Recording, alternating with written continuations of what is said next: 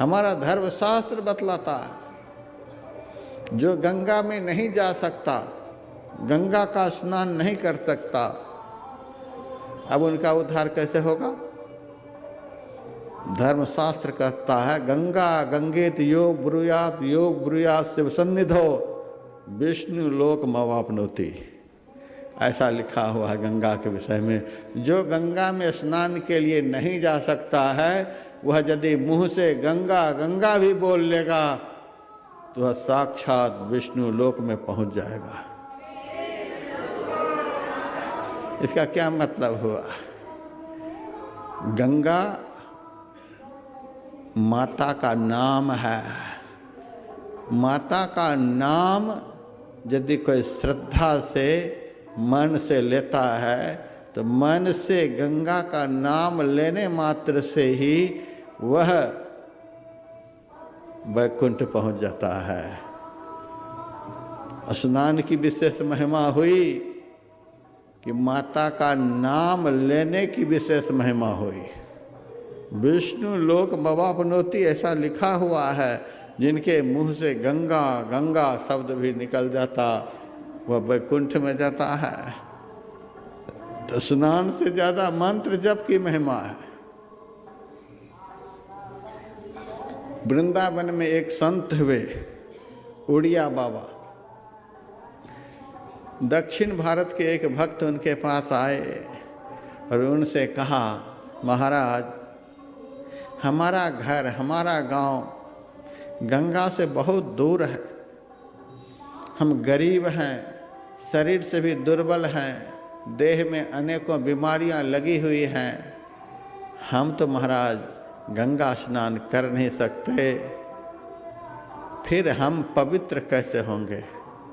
हमारी पवित्रता के लिए संसार में कोई उपाय है? उड़िया बाबा ने उस भक्त से कहा, देखो जी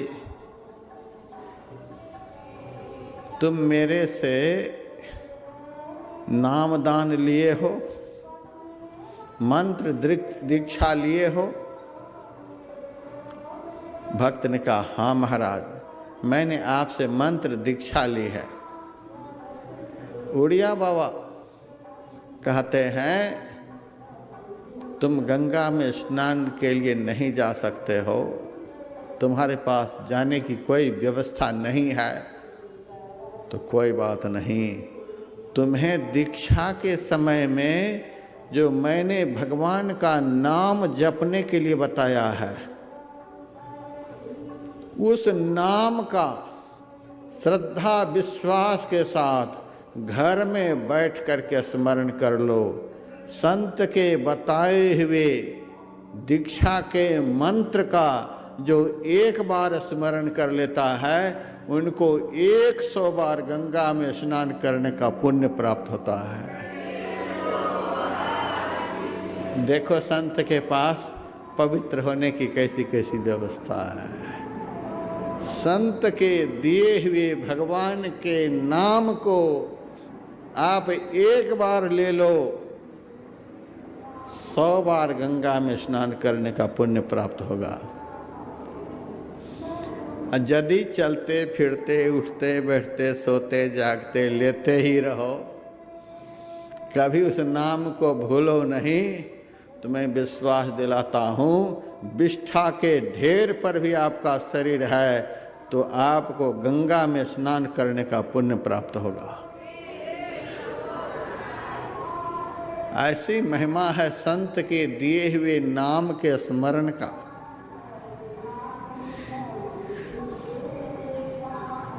पुनः उस भक्त ने उड़िया बाबा से कहा, महाराज यह तो स्नान की व्यवस्था हो गई, आपके बताए हुए नाम का स्मरण करने से गंगा स्नान का पुण्य प्राप्त होगा। महाराज हम गरीब आदमी, धन का अभाव है, व्यवस्था का अभाव है, शरीर भी दुर्बल है। महाराज मेरे जैसे आदमी को यज्ञ करने का पुण्य कैसे प्राप्त होगा? यज्ञ तो हम कर नहीं सकते, धन है नहीं। मेरे जैसे दीनहीन दुर्बल व्यक्ति को यज्ञ का पुण्य कैसे प्राप्त होगा, यज्ञ करने का फल कैसे प्राप्त होगा। उड़िया बाबा ने कहा, अच्छा तुम्हारे पास यज्ञ करने की व्यवस्था नहीं है, यज्ञ नहीं कर सकते? कहा नहीं महाराज, यज्ञ नहीं कर सकते। चलो हम व्यवस्था करते हैं तुम्हारे लिए।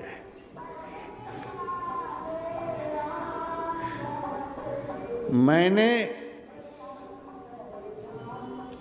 दीक्षा के समय में तुमको मंत्र जपने के लिए बतलाया है, इष्ट के रूप का ध्यान करने के लिए बतलाया है, और तुमको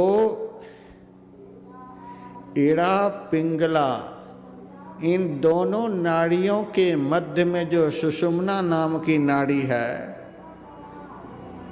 जो नाड़ी दोनों आँखों के ठीक बीचों बीच, न ऊपर न नीचे न बाएं न दाएं, दोनों आँखों के ठीक बीचों बीच है, जरा भी ऊपर नीचे नहीं, जरा भी बाएं दाएं नहीं,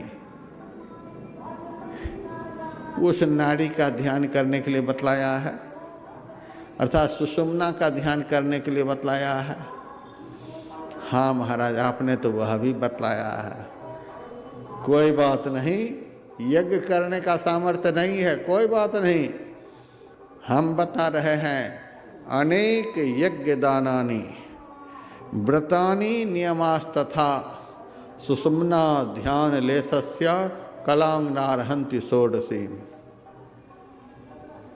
अनेक यज्ञ, एक यज्ञ को कौन कहे, अनेक यज्ञ, विष्णु महायज्ञ, रुद्र महायज्ञ, सतचंडी महायज्ञ, गोमेद महायज्ञ, अश्वमेध महायज्ञ, वाजपेयी महायज्ञ, दुनिया में जितने यज्ञ होते हैं, दुनिया के सारे यज्ञ करने का जो पुण्य होता है, अनेक यज्ञ। फिर सुनो, दुनिया में जितने भी प्रकार के दान होते हैं, गोदान, भूमिदान, स्वर्ण दान, बहुत तरह का दान होता है, अनेक प्रकार के दान करने का जो पुण्य होता है, अनेक प्रकार के व्रत उपवास हैं, एकादशी, त्रयोदशी, चतुर्दशी, मंगलवारी, गुरुवारी, बहुत तरह के व्रत उपवास लोग रखते हैं। बहुत व्रत उपवास रखने का जो पुण्य प्राप्त होता है, अनेक यम नियम के परिपालन से जो पुण्य प्राप्त होता है, कहते हैं ये सारे पुण्य एक जगह पर एकत्रित हो जाए, सारे पुण्य, सारे तीर्थ के पुण्य, सारे दान के पुण्य, सारे व्रत उपवास के पुण्य, सारे यम नियम के परिपालन के पुण्य एक जगह पर हों। सुषुम्ना ध्यान लेशस्य कलां नारहन्ति षोडशीम् अनेक यज्ञ दानानि व्रतानि नियमास्तथा। हे प्यारे भक्त, इड़ा पिंगला के मध्य में सुषुम्ना नाम की जो नारी है, उस नारी में एक क्षण के लिए भी यदि मन स्थिर हो जाए, एक क्षण के लिए भी यदि सुषुम्ना का ध्यान हो जाए, लेस मात्र भी सुषुम्ना में मन स्थिर हो जाए, इस लेस मात्र, क्षण मात्र सुषुम्ना के चिंतन से जो पुण्य होता है, उस पुण्य के 16वें अंश के बराबर भी ये सारे पुण्य नहीं होते। मैंने ऐसा बताया है तुमको कि हाँ महाराज,